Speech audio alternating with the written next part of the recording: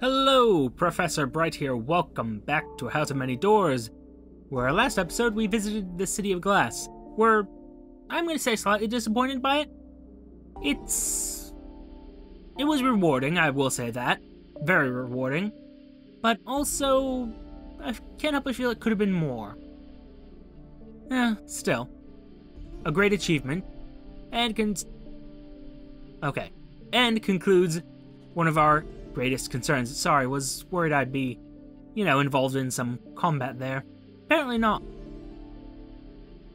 But yes, we also spoke to Pen Pusher, who apparently has a psychic aristocrat to contact. A psychic hammerhead, I should say, just to be specific,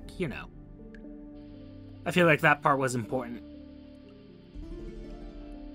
Also a touch odd that aristocrats are hammerhead sharks. I don't remember enough about them to know if they had any sort of...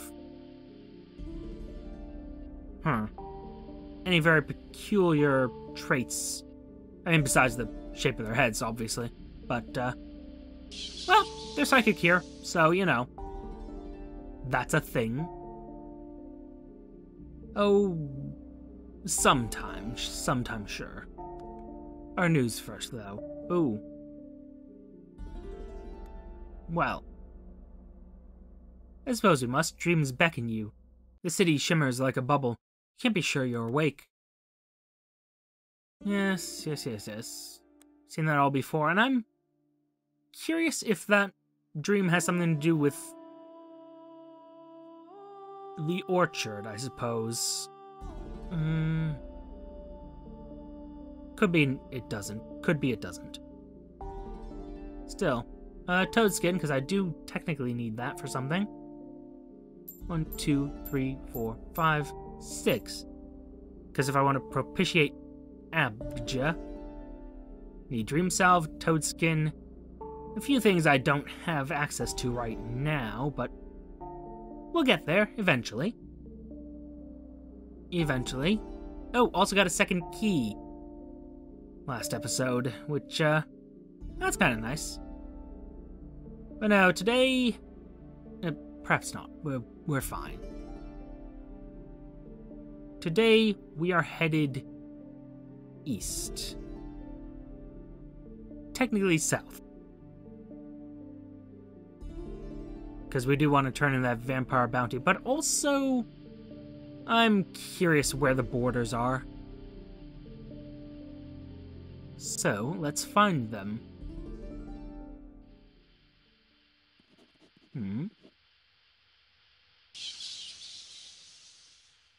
Interesting. Wisps dance just beyond the Heartlight's reach. And there's the borders. Well, that didn't take too long now, did it? We're just gonna follow those south.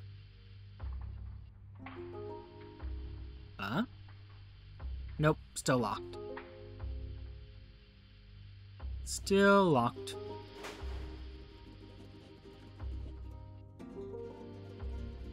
Yep, still locked. How much further?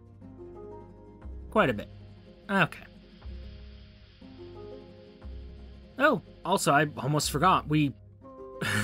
well, let me rephrase that. I didn't forget, I just didn't mention it. We think we can finish the game now.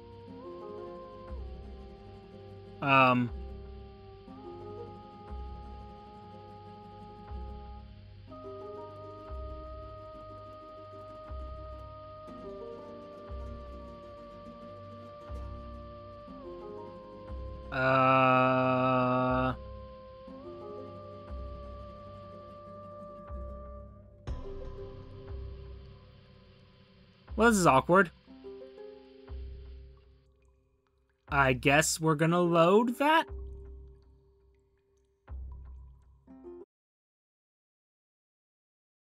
Okay. Gather news again. That was weird.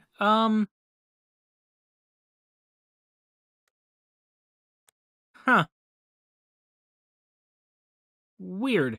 Okay. 1, 2, 3, 4, 5, 6. Toadskin, color dust. Just be safe. And was there anything here I wanted? No. Cool.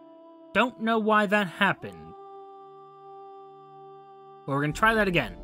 Except differently this time. Huh. Well, okay. Yes, that kind of interrupted my train of thought there. But no, we think we can finish the game just by doing this. Of course, after making this choice, you can't pursue the Knight of Clocks concern, but, well, I'm not a big fan of More Bizarre for reasons. Mostly related to him sort of invading my brain. You know. It's not a popular thing to do. It is unkind, shall we say. Anybody get a count of how many rooms it took for us to sort of have that happen? Huh. Huh, he says. I don't think it'll happen again. I'm hopeful, at least. Oh, here, have a small amount of fuel. Go. Stupid merchants. You need to pack enough fuel to make it back and forth. That's just common sense. And now if this... Yeah, this just has me stuck here. Okay. That's annoying.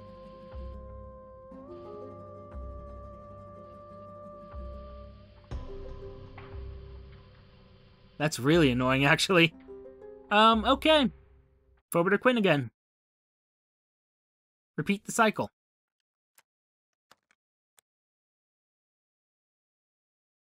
And 1, 2, 3, 4, 5, 6. Toadskin, color dust. I mean, I probably don't need the Godsmoke vial, but you know what the heck. Just get all the drugs. Dreams of Skull and God and its parasite. Well, yeah, that's Eldabrath hat, but... What if the parasite was something separate? Curious notion.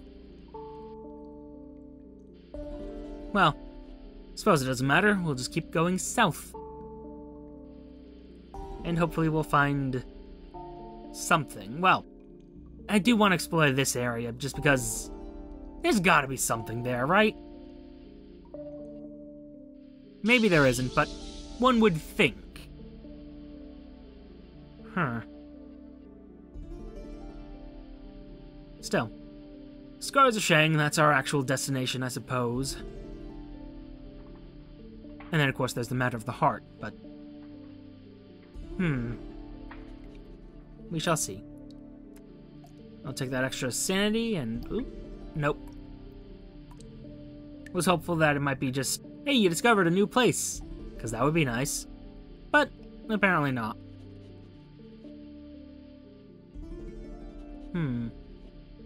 Gotta say, finding out that this place has an owner, though, that has me concerned.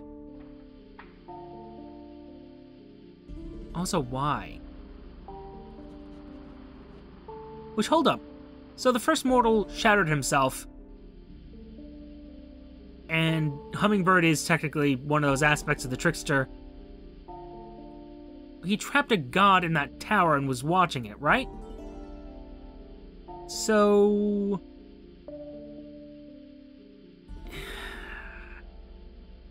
I'm gonna have to find the other aspects just to get more of a story about who this guy was, because...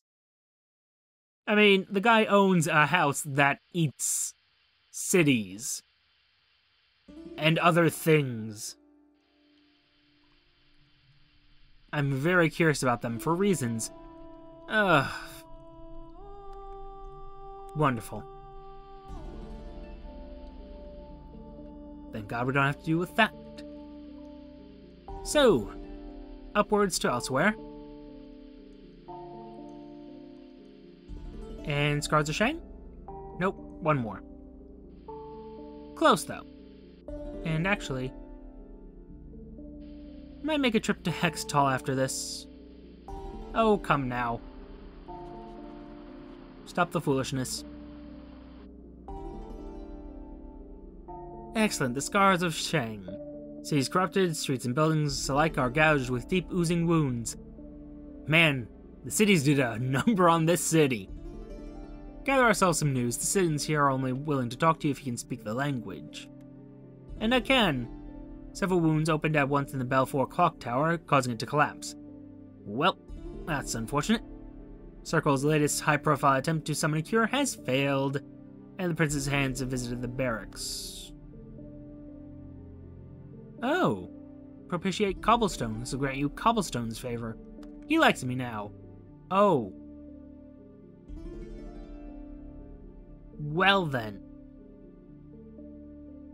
Cobblestone demands blood, your blood, and sweat, your sweat. You must debase yourself, scourge yourself, bleed and toil, push yourself to the shrieking limit of your endurance, and then push further. Cobblestone will save you from death, perhaps. The hardest part is to be thankful. You must not regret, not even for a moment. Perhaps not. Maybe not. Maybe he's not my kind of god, you see. And, yeah, we've dealt with them before. Oof.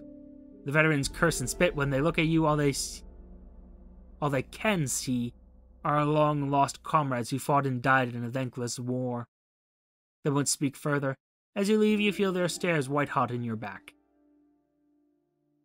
So, Genevieve, goes to tell the abstemii that the intemperate vampire has been killed. She returns with a bag of guineas, my payment for killing Quentin, she explains. It's only fair we go halves. She painstakingly counts out 500 guineas. We can do this again, you know, she tells you, if you're short of money. There are always more vampires losing control or clinging to the old ways in dark corners. It's an ever-expanding market. Why did you leave your job as a therapist to come back to this? I get bored easily, says Genevieve. She shrugs. How do you feel about killing so many of your kind? That's really a weird question to ask. Why did the Abstemii set up their headquarters in a city that bleeds? I think I know why, but... Oh, well, never mind. We cannot drink the corrupted city blood. It's filthy poison. But the sight and smell of it torments us. Every day, a test that exercises our willpower reminds us what we must not become. How do you feel about killing so many of your kind? This is a stupid question, but sure. Did you know that when we arrive at the house, most vampires consider it a kind of heaven? A promised land, she smiles, almost wistful. No sun, plentiful blood, but we don't die if we stop drinking. I fell into that line of thinking once too, and some of us never leave it. They're the ones who go on a rampage. They see the house as a buffet, and that's why the Abstemii are important. Without them, most of our kind would have descended into savagery. I mean, we should come and keep taking bounties, because why not?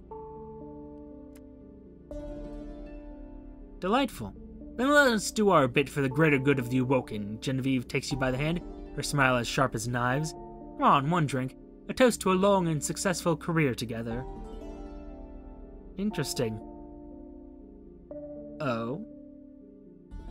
Let her drink from your jugular. You kiss, you tumble into bed. You tumble, laughing onto the sheets. Mouths finding each other, you part breathlessly, tearing away each other's clothes and then coming together again. Her mouth finds your neck. For hours you quench each other's desires. When you wake up, she's returned to her room. A new bounty, please. Genevieve returns, smiling with blissful anticipation. Cunning little bastard, she says. He's been working with the goat men, trading blood for weaponry and hiding places. You'll be lucky to find him. She marks the coordinates on your map. I want to keep the fangs as souvenirs, she says. I can make a necklace. Nice. Well, that was fun. Moving along. Let's see here. This emptiness bothers me. Right ahead north through it, and then... I feel like we've finished everything here for now. Admittedly, we do need more of those arcane codexes. Or grimoires. Whichever. The thing that the Tenpenny Man wants. No. Good. Although, if we're north, what else might I find? Might I do? Well, I did get all that fungal stuff to... You know what? Let's start the journey, well, first to the Prince's Heart. And then to deal with the Chimeran Empire. Or start to, at least. Peck away at them, piece by piece.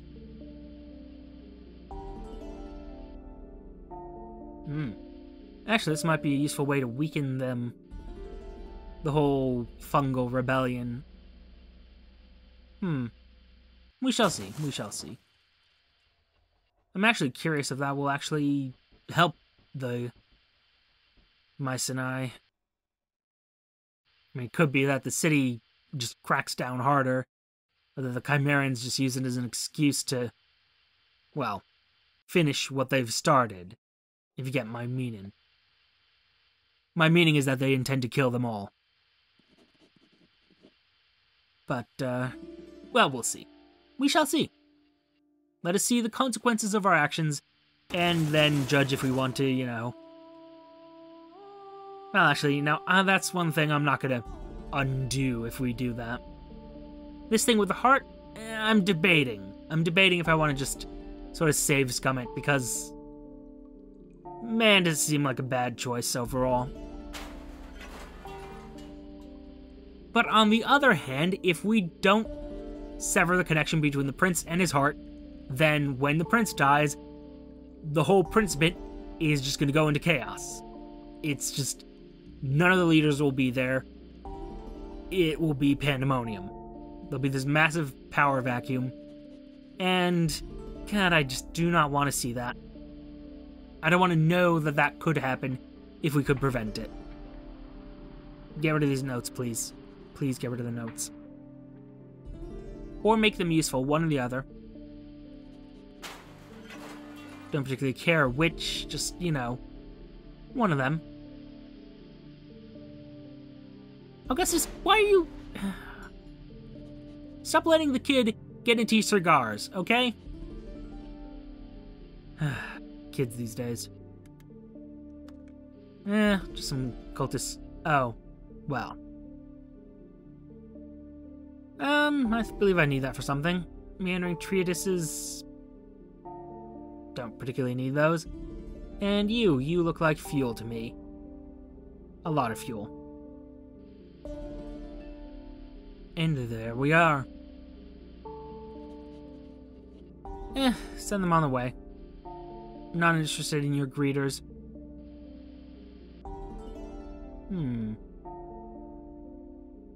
Let's go north one and then begin the journey west.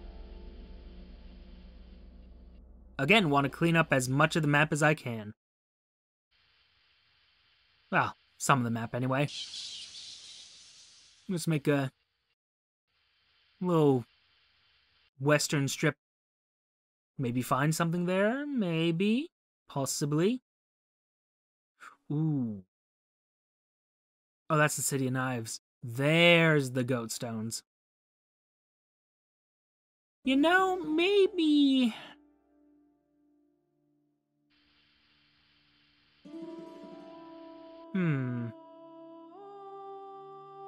What's this, the Archives of Tank? Maybe we just clear out this little chunk. Go to the archives. And go from there. I mean, I've already accomplished half of what I set out to do, so... It's progress, of a sorts. And then to the west. My thought is maybe I go after the governor's men, because I am rather tough at this point. I don't know, can I... Yeah, let's spend some on this vigilance.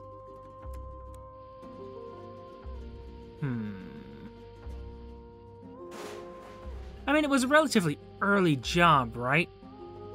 So maybe we can take the governor's men at this point. Maybe.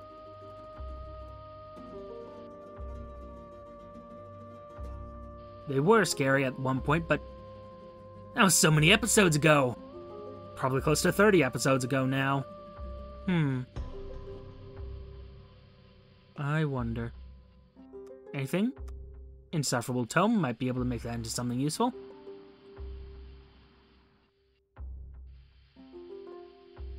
And another one. Yep, indecipherable tome. Onward and onward.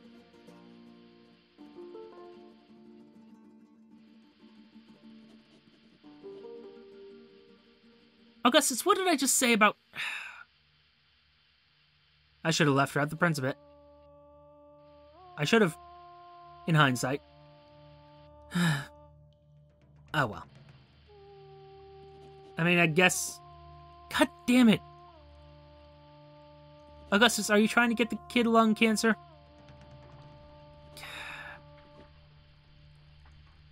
Although, question, can you get lung cancer in the house? Because it seems to, sort of freeze most of your biological functions. The whole not needing to, eat. Curious. So yeah. Bottle darkness, that sounds lovely. And, onward, I suppose.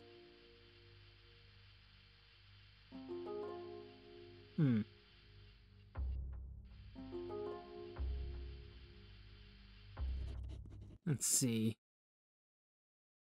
Yeah, we'll just get rid of some of this.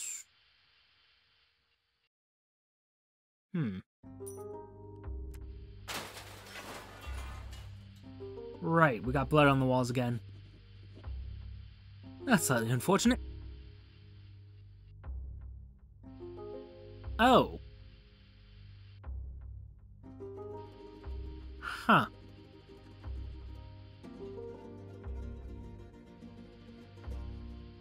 I've seen this before, but I can't help but feel it has something to do with...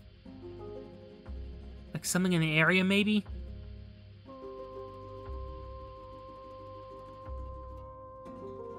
No? Okay.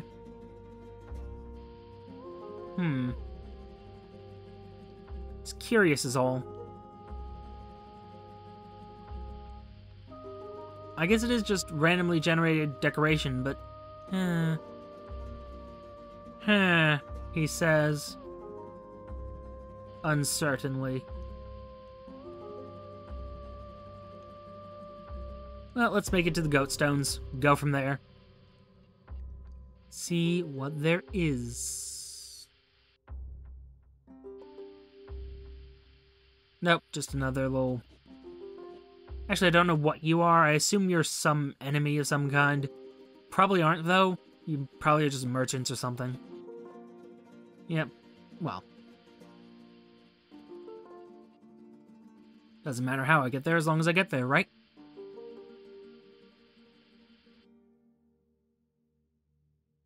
Now, attempt to translate the runes first. Hideous revelation. Perfect. And I'm going to save, so I can later save scum, if this is not to my liking. Deliver the ritual components to the heart. He claps his hands with glee. The goatmen dance around the fire. The floor is patterned with an intricate network of chalk lines and circles. Dozens of dripping candles balance on the monoliths, dripping rivulets of wax down the stone. Vague shapes in the surrounding shadows, at least 100 goatmen sitting cross-legged each in their own circle, chanting in a guttural whisper. The heart has dressed himself in rough spin robes. He takes your offerings with a warm smile and places them gently in the center. A knife slash across his palm, he wipes his blood on the glittering treasure, and it melts as though soaked in acid. Molten gold trickles in all directions, tracing the network of circles. The heart reads from the grimoire in a booming voice. The prism unfolds itself into a numinous cage, which the heart climbs inside. Shadows rise from all directions and wrap around the cage until it, and the man inside, are lost in a cocoon of darkness. Wait, the goatmen continue to chant. The darkness writhes. When the heart steps from his cage, nothing much has changed except the smuggest grin you've ever seen. He raises his fists in the air and lets out a primal yell of joy. The surrounding goatmen finally fall silent. It worked, he says when he's recovered himself. How do you know? I just know, says the heart. For the first time, I'm my own man. I bleed my own blood. I'm beholden to no one. It's intoxicating. What do you plan to do now? Oh. I'm going to return to Founder's Fire and pretend nothing out of the ordinary has happened, says the heart. I just think I was off on one of my usual jaunts. They'll keep a close watch on me for a while. I'll wait for that to end. After that, well, who knows? The world's my oyster.